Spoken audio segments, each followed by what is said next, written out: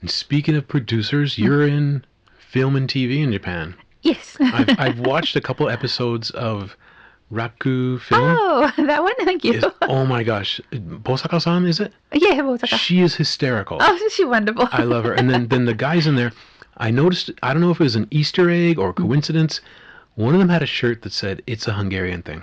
It was an Easter egg. It was an Easter egg. I caught it. I caught it. I love that stuff. So we've talked before on Twitter Spaces where I think the most interesting thing about a film is the director's cut and director's commentary. Oh, yes. I want to know why. And one of the best ones is Peter Jackson when he talks about Lord of the Rings, where Frodo is like he's like half dead and he's laying on the ground and there's light in his face and the actor, I forget his name for Frodo, asked Peter Jackson, he's like, "Where's the light come from?" And Peter Jackson said, "Same place the music comes from." Ah. But you don't know this. You don't know this unless you hear the director's commentary and the actors and how you listen to these crazy things they do, like method acting, like how did who played the Godfather? Marlon Brando. Yes. The things he would do for a role, right? I'm a huge fan of The Godfather. Ooh. But the things that people do, and you, as a non-actor, you think, well, you go in there, you talk in front of the camera, you look good, and then you make millions of dollars. No way. These people put themselves through like 20-hour days. Oh, yeah. They're memorizing incredibly difficult dialogue. They're becoming a different person sometimes. Well, you can see sometimes there's an actor where, I don't want to pick on anybody, but like Charlie Sheen in Wall Street has similar mannerisms to Charlie Sheen in other movies. Yes. Right. Yes. And you can see, okay, Typecast. that's Charlie Sheen, right? And you don't want to get typecast, but unless you're a good like mafia guy, and if you're James Gandolfino, you're like, yeah, I'm a mafia dude. But total segue into you're in the film industry and TV industry in Japan. How did you manage that? Oh, well, the easiest explanation is that while I was a university student over at ICU in Japan, I had to pay for college somehow. Yep. And 20 years ago, it was it was a moneymaker to work as a television extra in Japan. I would not recommend it today because they do not pay a quarter. They don't even pay 1/10 of what they used to pay back then. But being a young lady, and I was able to, and I didn't understand the language or anything, but I could understand, well, stand here, stand there, because I had experience with theater when I was living in Europe growing up. So it was an easy choice for me just to go, well, just do extra work because I don't have to do anything, don't have to think about anything. Yeah. And while I was doing this work, of course, extra job is extremely boring. You're just standing there or you're waiting or something. Yep. And then you only have 3 roles as a young lady. You either have a gangster moll, or you're going to be the exchange student, or you're going to be the tourist. And so there's really nothing to think about at all. And so I'm just looking around set and waiting as the lights are being set up or whatever it is, and someone will bring out a clapperboard and be like, "Oh, what's that?" "Oh, so it's a kachinko," well, let me try it. And so I'm playing with the kachinko.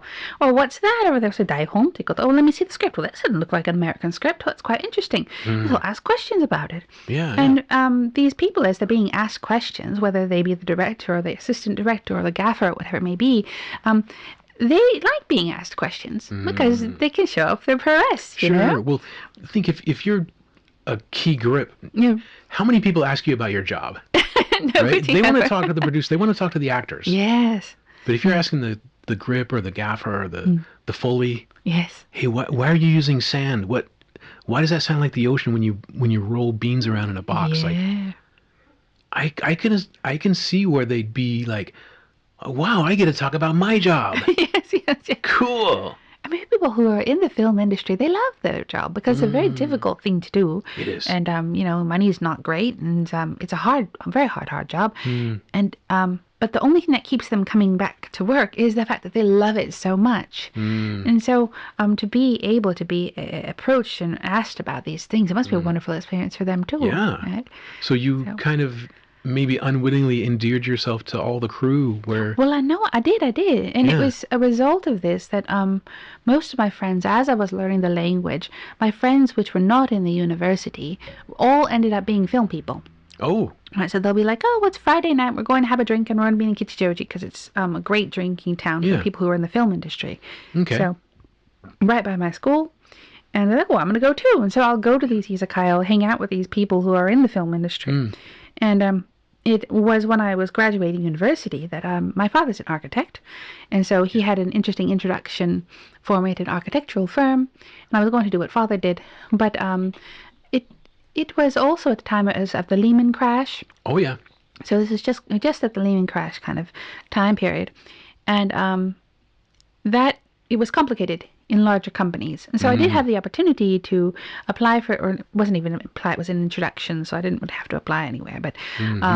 But at the same time, one of my friends was like, "We're looking for assistant directors," and I just jumped on it. I didn't think twice course. about it. I was like, Yeah. "Oh, there wasn't this question of do you want to be an architect or do you want to be work in the film industry?" It was just like, "Do you want to do an AD job?" Okay.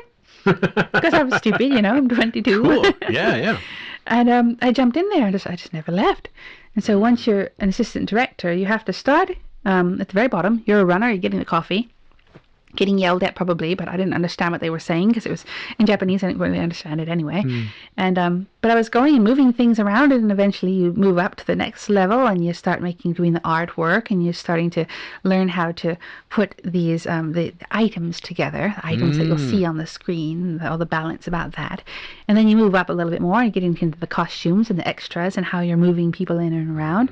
And you're getting up a little bit more and you're learning about the scheduling and everything. So an assistant director does everything on the set. Well, not the technical stuff, so not the lightings and stuff like that, but in general, everything has to be done by this hierarchy of assistant directors. And by climbing the hierarchy, eventually you get to the director point. And so by working on television, I was working mostly in television, what will happen is you'll have 10 to 12 episodes per season, and most of the episodes will have 3 of the episodes will be done by the main director, and then another 3 will be done by 3 or 4 will be done by the second director.